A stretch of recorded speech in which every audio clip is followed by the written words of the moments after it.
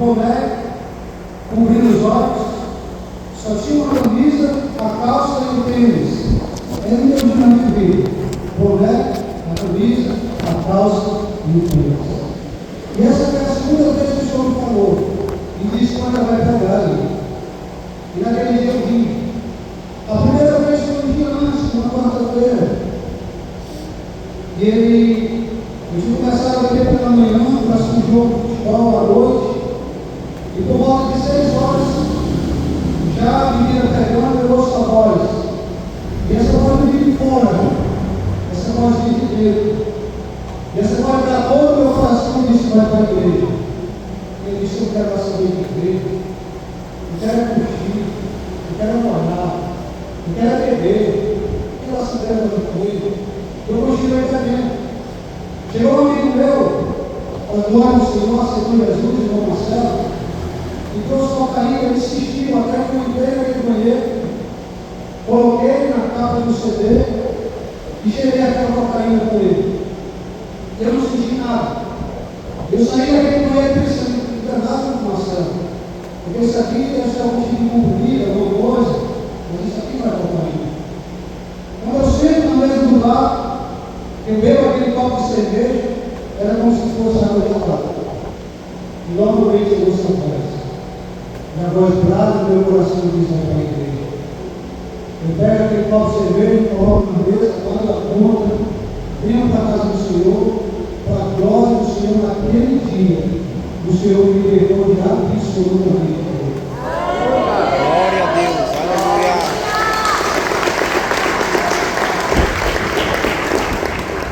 A terceira coisa que o Senhor me falou quando eu cheguei aqui: eu vou te abençoar, mas nunca se esqueça de onde te tirei. Por isso que eu estou falando isso a você, eu falo primeiro para mim nunca esquecer do charco e ouro de lavação do pecado que o Senhor me resgatou. Amém? Aleluia. E isso foi a promessa que o Senhor fez. E Deus não deu de promessa, Ele não minta, é impossível Deus mentir. E hoje Ele cumpre aquela promessa que Ele me fez em 2010. Que um dia eu ia pregar a palavra aqui, para a glória do Senhor, Senhor. E esse texto que eu acabei de ler em Atos também é uma promessa. Lá nos Hebreus, porque vocês olham para cima do céu, esse mesmo Jesus que vocês não viram subir, há de voltar, há de descer, há de vir novamente à terra. E quando eu estava aqui, o pastor me falou: Mário, terça-feira tu prega. Na hora que o pastor me disse: Mário, terça-feira tu prega, o Senhor me deu tempo. Eu fechei meus olhos e o Senhor me disse: arrebatado. Quem crê? Que o maior pedaço da terra está por vir. Quem crê está próximo? A vida do Cordeiro. Quem crê aí que o Senhor vai arrebatar a sua igreja? Aleluia. Glória seja dada ao Senhor. Mas eu vou, irmãos, decorrer um pouco aqui na palavra do Senhor. E vou começar desde o início, para nós trazermos na memória tudo que Jesus fez por nós. Já que eu trouxe a memória de onde Ele me tirou, eu vou trazer também a memória que Ele fez por mim, quando Ele se sacrificou naquela cruz. Domingo nós comemoramos aquele culto maravilhoso de domingo, a ressurreição de Cristo. Mas antes disso, nós temos que voltar atrás e ver as promessas sendo cumpridas através do Senhor. Isaías capítulo 9 diz que o menino nasceu, um filho se nos deu, e o principado das potestades estavam sobre ele, e o nome dele é maravilhoso, conselheiro, santo, príncipe da paz. E essa promessa se cumpriu lá em Davi, naquele dia, naquela manjedoura, quando aquela criança nasce, porque todas as visões estavam ocupadas, e ele vai e nasce ali naquela escadaria, de forma humilde, de forma simples. Aquela criança nasce ali, cumprindo essa profecia, essa promessa. Aquela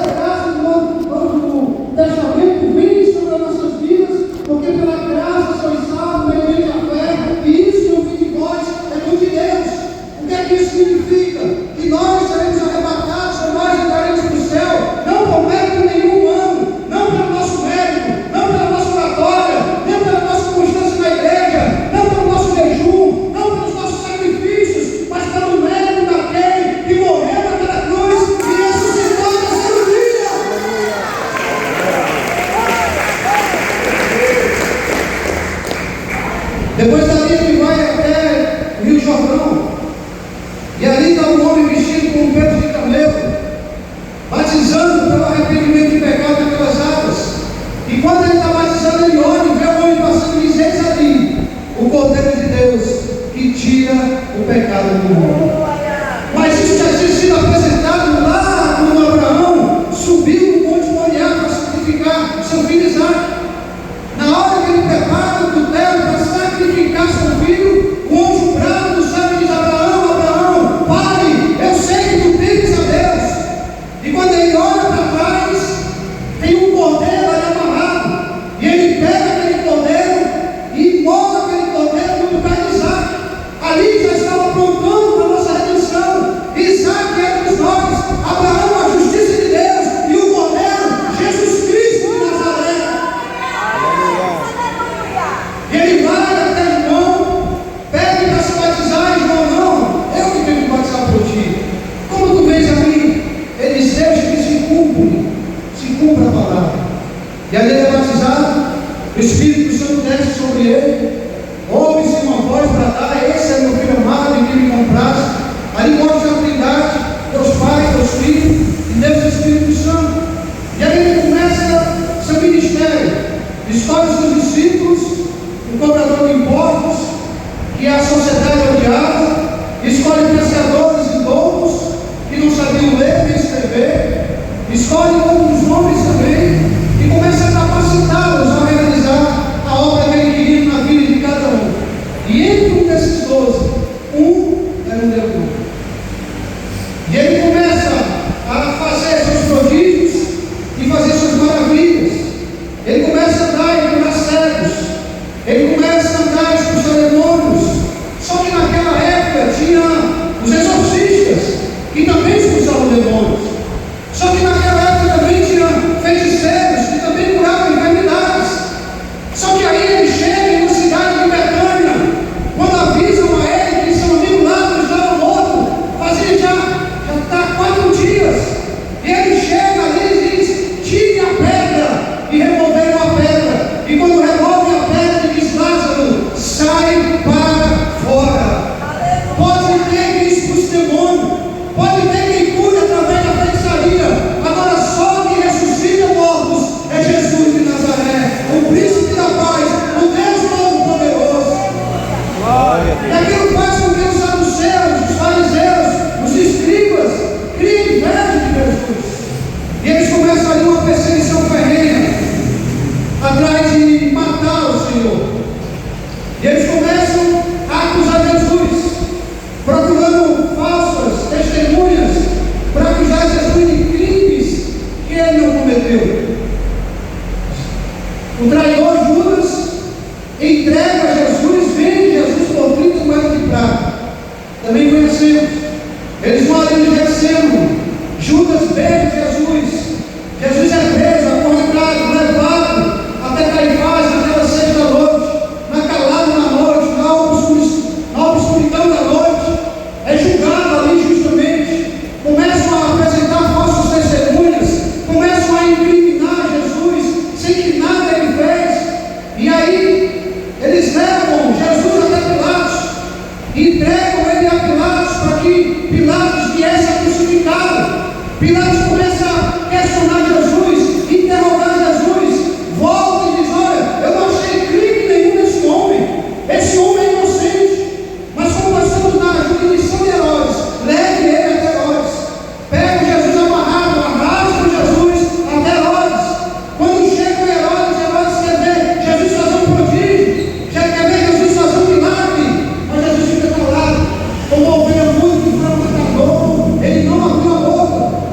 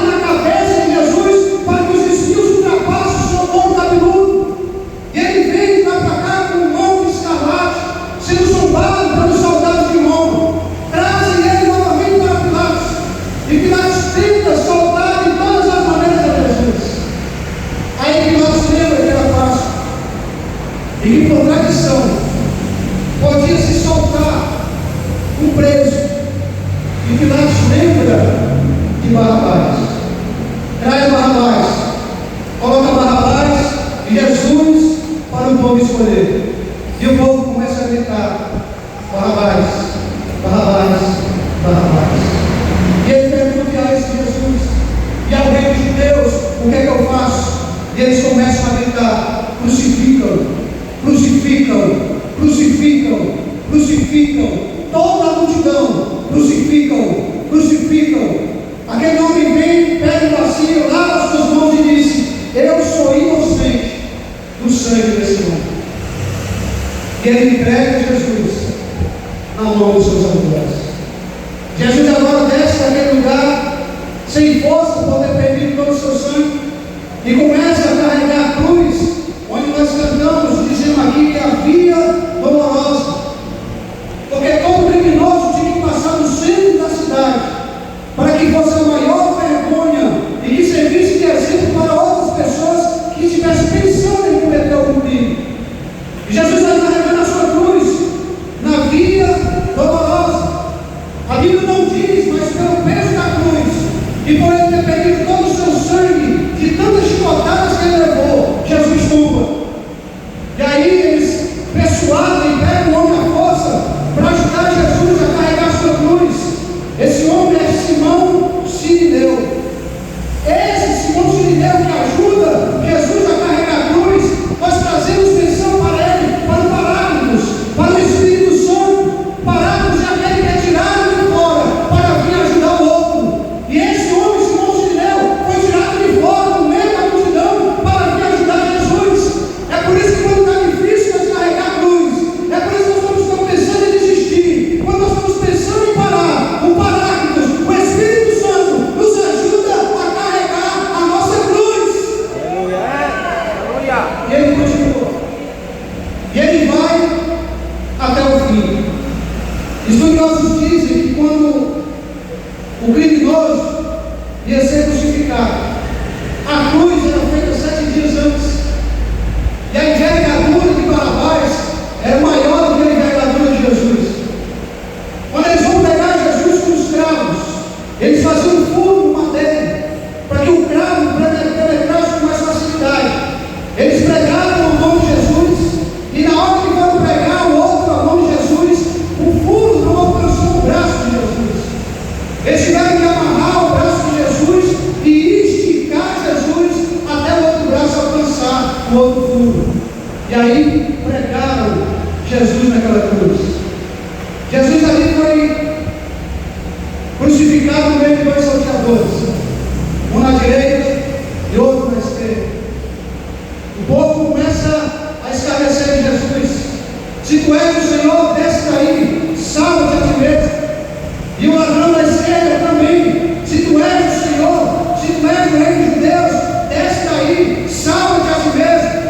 Mas o ladrão da direita diz: ei, para, nós estamos aqui porque nós merecemos, nós estamos pagando pelos nossos atos, pelas nossas ações, pelas nossas atitudes, mas esse homem é justo.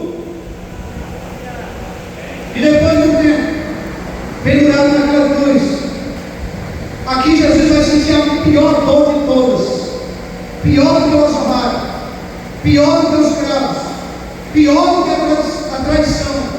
É quando Jesus me diz: Eli, Eli, lema sabachthani.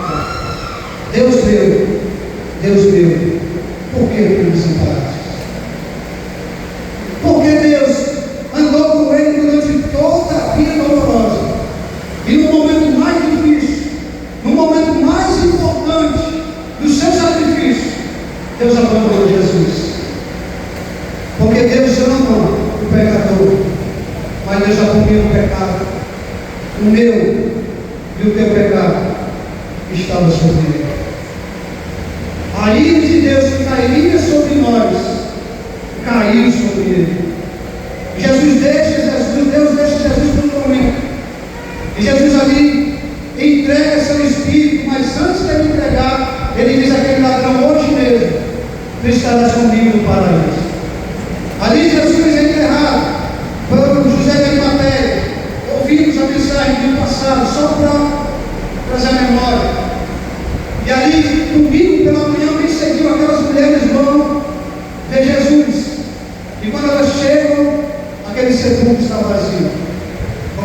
havia ressuscitado. Dois homens vestidos com vestes resplandecentes dizem: porque procuram o vivente no meio dos mortos. Aí Jesus começa a aparecer.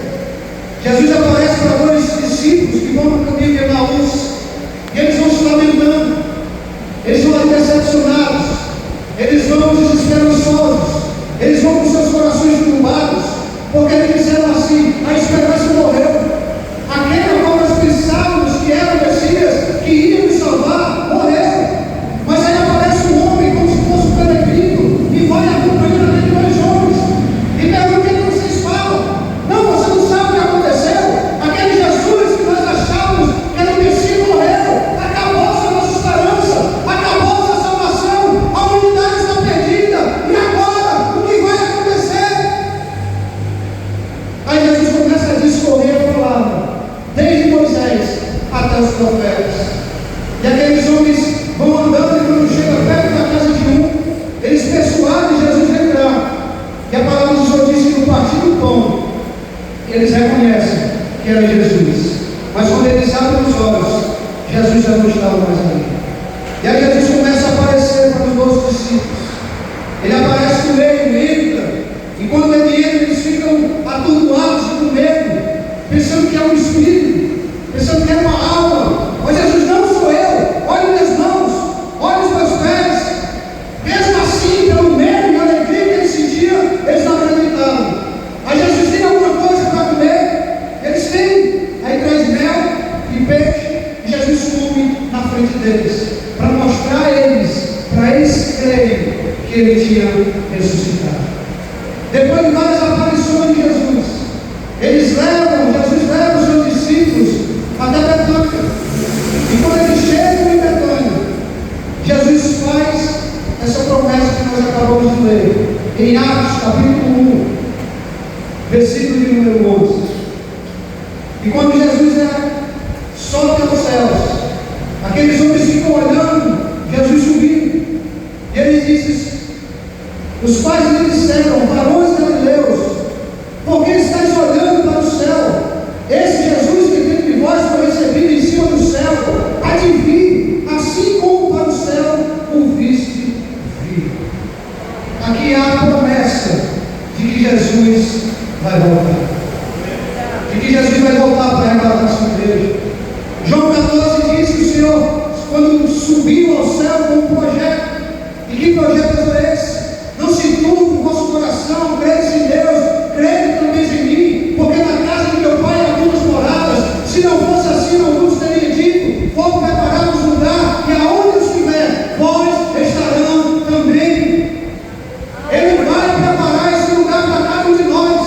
Ele vai preparar as moradas celestiais. Nessa semana eu fui surpreendido pela Sarina, minha menina. Ela chegou para mim e disse: pai, eu vi a cidade. Cidade? Que cidade é essa, sabe? Pai, eu vi a cidade. A cidade era como se fosse de ouro, pai. E eu via, pai, um lago limpo, águas cristalinas, pai. Eu não via, mas chegou um homem atrás de mim, e a voz dele era suave. E aquele homem que veio atrás de mim, que eu não consegui ver, me disse: não temas, eu sou contigo. Deus mostrou isso agora nessa semana. E eu fiquei calado, não disse nada, mas eu guardei meu coração. Jesus vai, sobe ao céu preparar esse lugar. Aí olha o que diz 1 Tessalonicenses 4, 15 e 17. 1 Tessalonicenses. Diz-nos, pois, pela palavra do Senhor, que nós que ficamos vivos para a vida do Senhor, não precederemos os que dormem, porque o mesmo Senhor descerá do céu com marido, com voz de arcanjo e com a trombeta de Deus, e os que morreram em Cristo ressuscitarão primeiro. Essa volta do Senhor, esse arrebatamento da igreja, que significa arrancar com força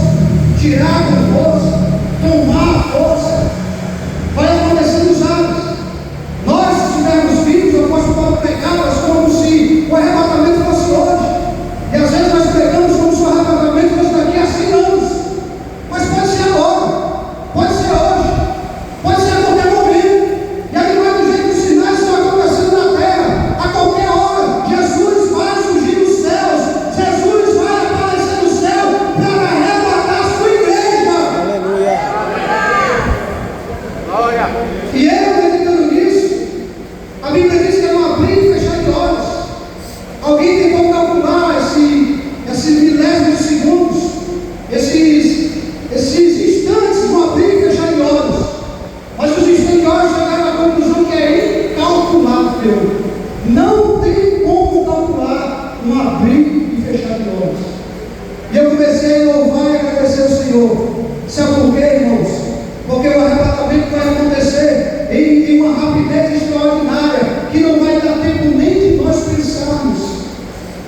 Porque se nós tivéssemos tempo para pensar, nós iríamos pensar: Senhor, e a minha empresa? Senhor, e o meu carro? Senhor, e o meu marido? Senhor, e o meu filho? E a minha filha? E as dívidas? E a faculdade? E isso e aquilo, Senhor? Nós iríamos fazer que nem quando os anjos entraram na cidade de Sodoma para Salvador. Porque aí foi uma espécie de arrebatamento. Os anjos pegaram Ló com força e saíram arrastando Ló para fora. Mas o que foi que aconteceu? Teve tempo da mulher dele pensar. E a mulher dele, quando pensou, como era bom Sodoma, como era bom as amizades, como era bom me ter conquistado, como era boa casa, como era bom o carro, olhou para trás e se tornou um estado de sal. Lá em Mateus, Jesus diz: lembrai-vos da mulher de Ló. Por isso nós clamamos ao Senhor que ele pisca de olhos, para não dar tempo nem eu e nem você pensar. Mas quando isso acontecer, a palavra do Senhor diz que aqueles que morreram primeiro ressuscitarão e subirão aos ares para se encontrar com Jesus. Nós que ficarmos vivos seremos arrebatados, encontraremos com aqueles que ressuscitaram e juntos subiremos aos ares ao encontro de Jesus e passaremos toda a eternidade com Ele. Glória.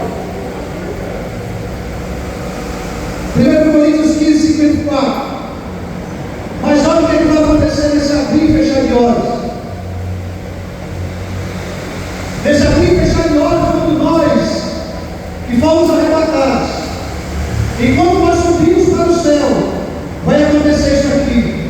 E quando isso que é corruptível se revestir da incorruptibilidade, e isso que é mortal se revestir da imortalidade, compiciar a palavra que está escrita: tragada foi a morte da vitória. Onde está a morte, o teu aguilhão? Onde está, inferno, a tua vitória? Ora, o aguilhão da morte é o pecado, e a força do pecado é a lei. Mas graças a Deus que nos dá vitória por nosso Senhor Jesus Cristo de Nazaré. Sabe o que é isso? Nesse abrir e fechar de olhos, quando nós subimos, esse povo rei cansado, esse povo rei pecador, esse povo rei aqui que tem braço de humanidade, vai ser transformado, igual aquele corpo de Jesus que comeu peixe e mel. O mesmo corpo de Jesus nós também teremos. Nós não vamos mais praticar o pecado, nós não vamos mais morrer, e ali nós vamos adorar o Senhor de eternidade a eternidade. Nós vamos se juntar com aquele coral celestial e cantar: Santo, Santo, Santo, Santo, Santo, Santo é o Senhor, para todo sempre. Amém. Aleluia. Glória a Deus. Aleluia. Eu meditando nessa palavra, me lembrei do presbítero Nicolau, homem de Deus, assim como o nosso presbítero Pedro, que foi meu dirigente ali na congregação do Violete, que saía aqui da Praça dos Tecidos a pé, chegava às 4 igual uma tampa de chaleira, mas era o primeiro a chegar. Homem sábio, manso. Alguns irmãos aqui chegaram a conhecer o presbítero Nicolau, homem de Deus. E não teve como me lembrar dele, que na hora do arrebatamento eu vou ver ele subir, e eu vou subir junto com ele, e vamos nos encontrar lá no céu para a eternidade inteira, conversando sobre as coisas do Senhor. Isso é maravilhoso, irmãos. Os mortos em Cristo ressuscitaram primeiro. Ali nós estaremos guardados de toda aflição, de toda perseguição, de toda tentação do inimigo, da morte, da dor e de tudo que possa nos fazer mal. Há uma discussão nos anti-tribulacionistas e nos pós-tribulacionistas. Eu não vou entrar nesse mérito, mas na minha humilde opinião, a igreja são crianças. Não vou entrar, só vou dar minha opinião. Porque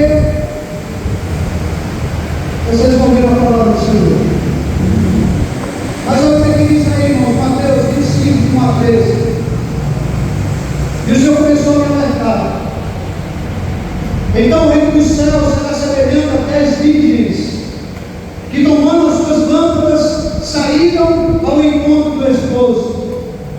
5 delas eram prudentes, 5 delas eram loucas.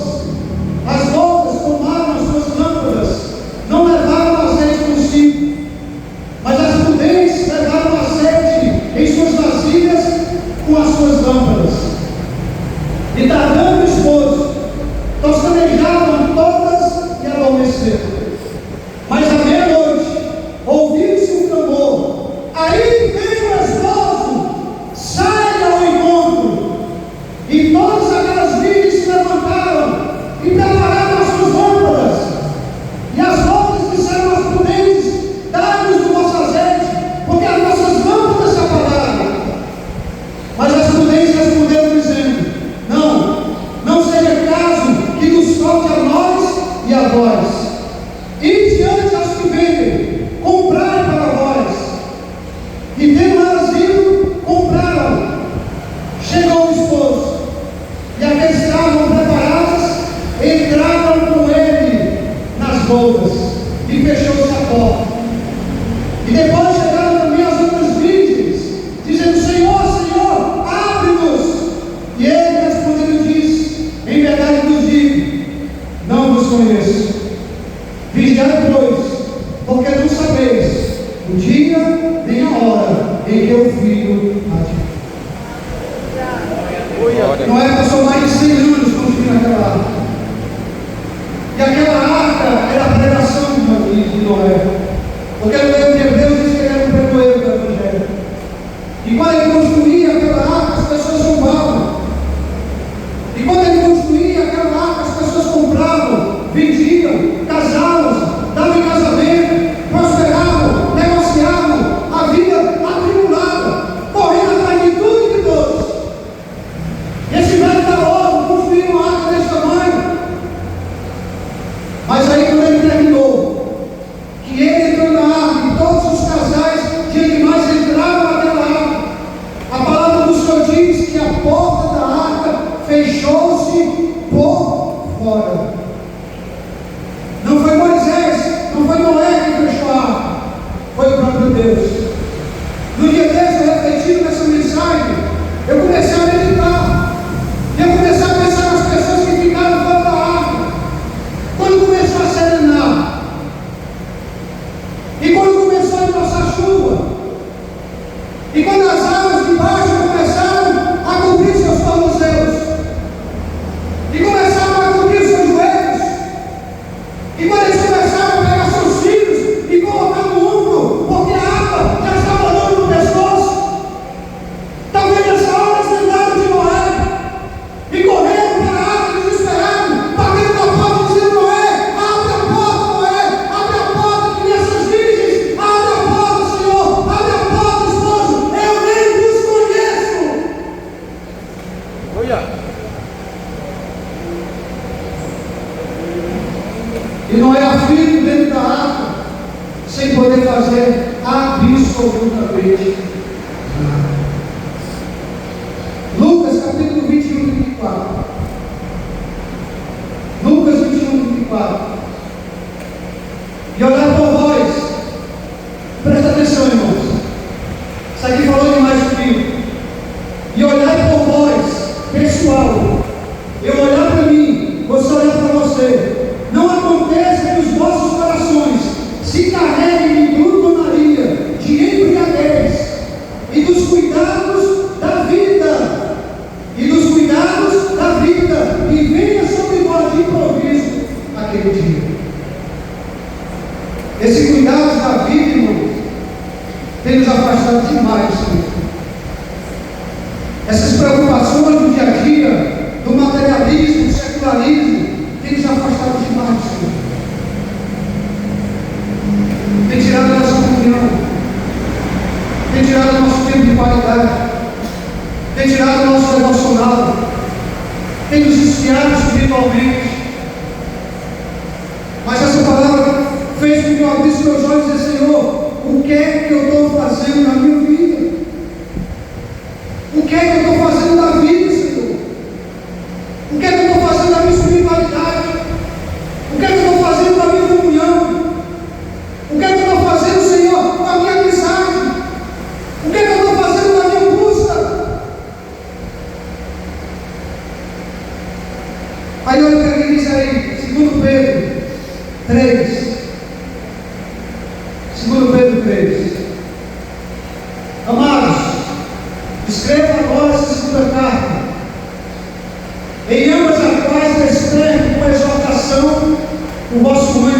céu. Para que vos lembreis das palavras que primeiramente foram ditas pelos santos profetas, e do nosso mandamento, os apóstolos do Senhor e Salvador. Sabendo primeiro isto, que nos últimos dias virão escarnecedores, andando segundo as suas próprias concupiscências, e dizendo: onde está a promessa da sua vida? Porque desde que meus pais dormiram, todas as coisas permanecem como desde o princípio da criação.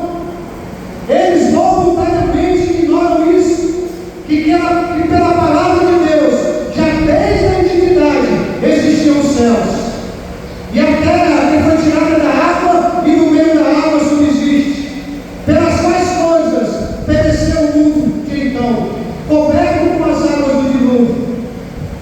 Mas os céus e a terra que agora existem, pela mesma palavra, se reservam como tesouro e se guardam para o fogo até o dia do juízo e da perdição dos homens ímpios. Mas, amados, não ignorei uma coisa: que um dia para o Senhor é como 1000 anos, e 1000 anos como um dia. O Senhor não retrata a sua promessa, ainda que alguns a tenham por tardia, mas apontando para conosco, não querendo que alguns se percam, senão que todos venham a arrepender-se. Sabe por que Jesus não voltou ainda? Porque ele não quer perder ninguém. Porque ele não quer perder nenhum de nós. Porque ele não quer perder nenhum ser humano na face da terra. Porque ele é longânimo, paciente. Ele espera o ser humano entender, ele espera o ser humano se arrepender, ele espera o ser humano reconhecer. Porque ele veio ao mundo não para condenar o mundo, mas para salvar. E a vontade do Senhor é nos salvar. Ele morreu naquela cruz para nos salvar. Ele enfrentou os azorrados para nos salvar. Ele morreu naquela cruz para nos salvar. Ele quer nos salvar. Ele não quer que nenhum de nós se perca. E ele deixa essa palavra, ele deixa essa exclamação, dizendo: vigiemos, vigiemos, vigiemos, porque o Senhor está às portas para arrebatar a sua noiva.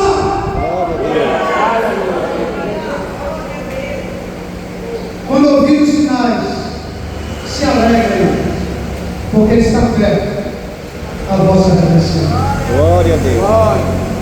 O lugar está preparado.